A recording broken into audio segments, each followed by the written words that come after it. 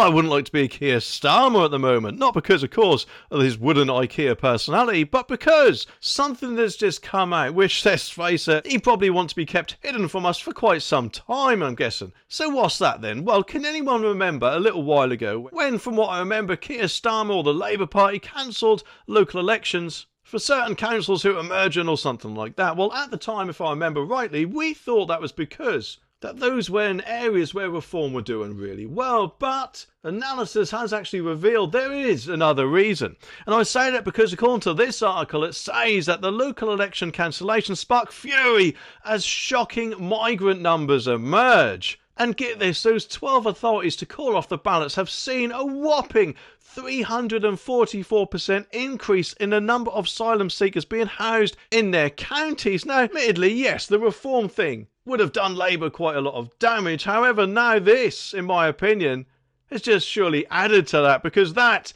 if anything, is the real reason. And it will bite Labour hard, I'm guessing. But don't worry, because this compares to a much smaller increase of 184% increase across the whole of England and 177% across the entire UK, which is sheer incompetence in my opinion, because let's face it, they could go down the Tony Abbott route and just say, I'm sorry, but anyone coming over via this method will not get asylum, and that would surely be the end of it, just like that. But no, they're not doing that at all, are they? It even says here, Reform UK, which had been hoping to make huge gains in the local elections, seized on the findings, accusing the councils of arrogant cowardice, which, yes, so I'm guessing they'd have probably been out of there faster than, and I don't know if you found out your blind date was someone like Joe Brand, I'm guessing. Rupert Lowe, the MP for Great Yarmouth, said, local people do not want illegal migrants roaming their streets. It is dangerous, particularly for women. And is it any surprise that the local politicians who forced this on the population are running from election? It's cowardice, arrogant cowardice. We need a zero tolerance approach. Nobody here illegally stays. Nobody who comes illegally stays. Detain and deport with no questions asked. This is what local voters want. It's just a shame, isn't it, that Reform aren't in government to carry this out. Even the Conservatives, I mean, no, they had their Rwanda plan, but they could have done it, surely. And, don't get me wrong, at the end of the day, I'm pretty sure that nearly all of these illegal boot people come from the safe country of France, so how can they be fleeing war or whatever else they say if they're coming from a safe country? And therefore they've surely got no right to be in the UK unless, of course, they fill out the points-based system form and have criminal records checks or whatever else. But I'm guessing they want to skip that entirely. Anyone coming over here should be coming over here legally, in my opinion, because we have to think about the safety of our population, don't we? But it just seems that Labour and a lot of lefties out there love to gloss over that fact, eh? The analysis, though, by the Centre for Migration Control revealed Devon, East Sussex, Gloucestershire, Hampshire, Kent, Norfolk, Suffolk, Warwickshire, West Sussex and Worcestershire have all seen the number of illegal migrants being housed in their areas rocket over the past 3 years, which is actually quite worrying because I live in Norfolk. In Essex, though, the number of asylum seekers receiving support has increased from 307 in December 2021 to 2,186 last year, a staggering, wait for this, 712% increase, which is utterly disgraceful in my opinion. There's surely no excuse for this.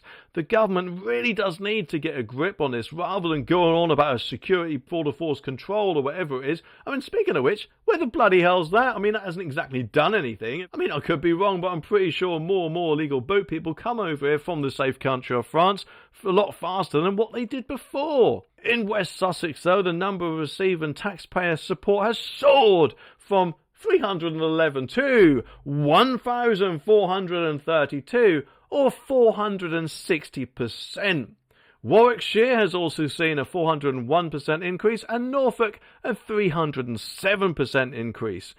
And it just makes me wonder what Labour are all going to say about it. Apparently, though, the councils have agreed to ask to be part of the government's priority programme for devolution, which would mean they could ask to put off county elections for a year. Rupert Bates, Research Director at the Centre of Migration Control, said immigration is the most important issue for voters across the country. It is unconscionable that politicians should look to avoid the justifiable wrath that they're all set to face in May's election and are hiding behind obscure rule changes to avoid accountability. Voters in these areas have been unable to avoid the consequences of the disastrous decisions taken by both the Conservative and Labour governments. And over the last 4 years, they have seen large numbers of undocumented males housed in their towns, undermining their quality of life. They deserve a chance to pass judgment on the chronic failures of politicians at both national and local level. And when we do get that vote, I'm guessing, I could be wrong, I don't think I am, but I'm guessing they'd probably be booted out faster than Keir Starmer at a Tory conference.